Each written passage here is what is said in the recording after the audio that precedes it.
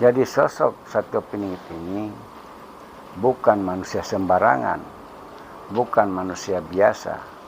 Sekalipun beliau sudah ada, sudah berbaur dengan manusia di sekelilingnya, namun beliau tetap menjadi utusan yang pada saatnya nanti beliau akan muncul dengan membawa tanda-tanda kekuasaan, kebesaran Allah, Tuhan yang Maha Kuasa.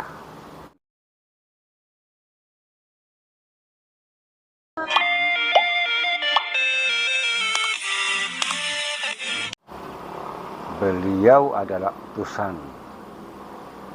Beliau adalah orang pilihan. Utusan akhir zaman.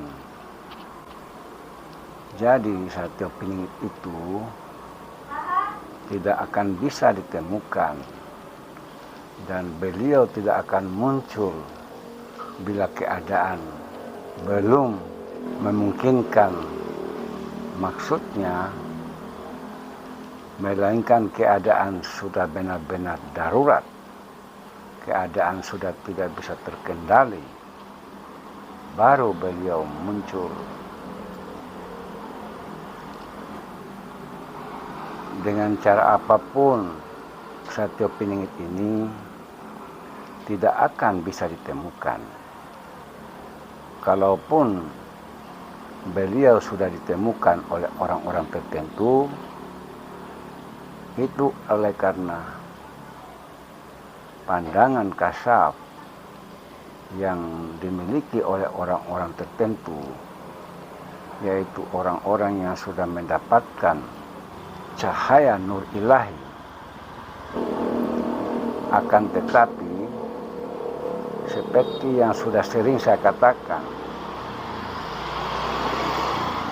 melalui video saya sebelumnya, bahwa sekalipun mereka sudah mengetahuinya, akan tetapi mereka tidak akan menyampaikannya kepada sembarang orang, karena itu untuk pribadi bagi orang-orang yang sudah mendapatkan cahaya nur ilahi tadi.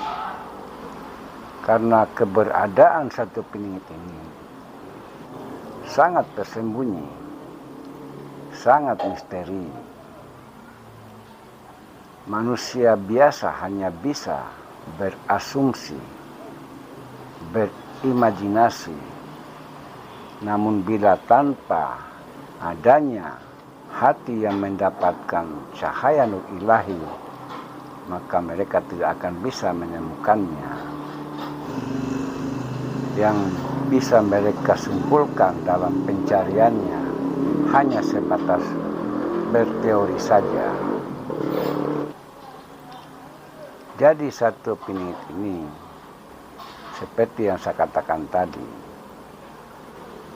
beliau ketika dimunculkan bila keadaan sudah tidak terkendali lagi, kekacauan di mana-mana, kerusakan moral yang sudah semakin merajalela di mana-mana, hukum keadilan sudah tidak ditegakkan,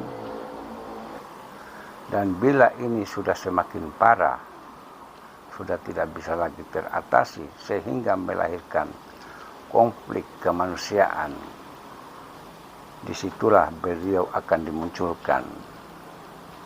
Kalau menurut pemikiran saya secara pribadi seperti itu. Adapun di tahun 2024 ini,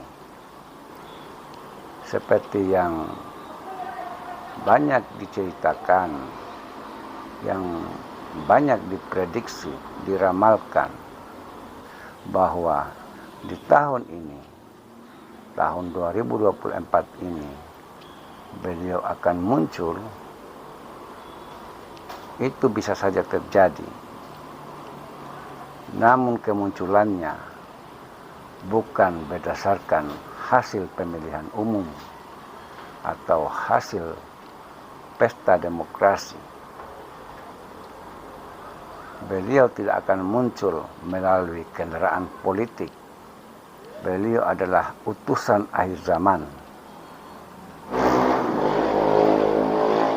beliau memiliki kemampuan, kelebihan, keistimewaan khusus sebagaimana yang dimiliki oleh para nabi-nabi.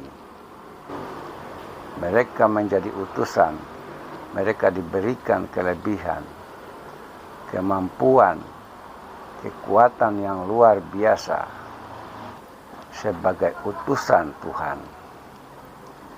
Sehingga apa yang menjadi kemampuan, kelebihan, keistimewaan itu di luar nalar manusia, di luar kemampuan akal manusia biasa. Jadi sosok Satyo Piningit ini bukan manusia sembarangan, bukan manusia biasa.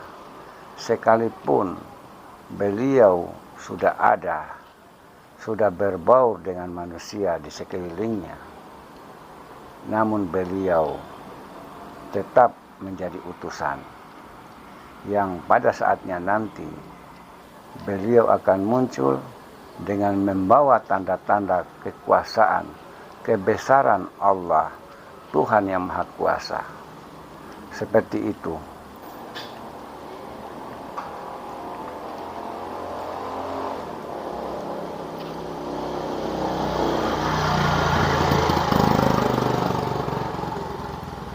Sebab keadaan dunia saat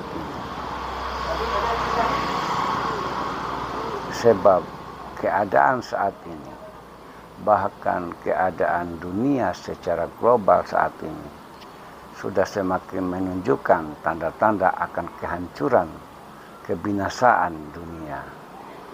Terjadinya peperangan antara negara dengan melibatkan negara-negara nuklir, negara-negara adidaya yang memiliki senjata yang mematikan. Hal ini hanya sosok pilihan, hanya sang utusan Satyo Piningit yang bisa mengatasinya agar dapat menyelesaikan, dapat menyelamatkan umat manusia di muka bumi ini dari kehancuran, dari kebinasaan, dari keserakahan, keangkara murkaan yang ada pada diri manusia yang selalu mengutamakan egonya, keinginannya demi kepentingan diri dan kelompoknya.